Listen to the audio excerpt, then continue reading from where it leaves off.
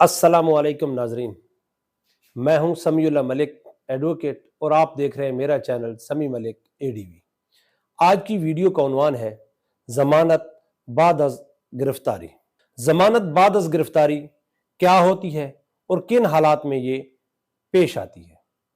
जब भी कोई शख्स पुलिस मकामी की हिरासत में होता है और अदालत उसे जुडिशियल रिमांड पर जेल भेज देती है तो वो शख्स जमानत बाद अज गिरफ्तारी दायर करने का अहल होता है।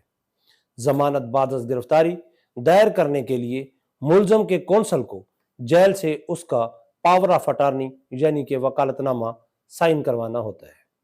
वकालतनामा साइन करवाने के बाद वो शख्स मुतलका अदालत में अपनी जमानत अपने कौंसल के जरिए दायर करवाता है। याद रहे कि यह जरूरी नहीं है कि सिर्फ कौंसल ही उसकी जमानत दायर कर सकते हैं, वो शख्स बजरिया जेल भी अपनी जमानत बाद अज गिरफ्तारी अरसाल करवा सकता है।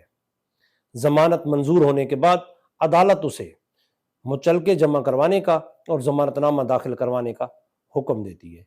जमानत होने के बाद अदालत उसकी रोबकार रिहाई जेल हुकाम को भेजती है, जिसके बाद उसकी जेल से रिहाई होती है और जेल हुकाम मुलजम को उसकी आइंदा मुकर्ररा तारीख पेशी जो कि अदालत की हो उससे आगाह करती है।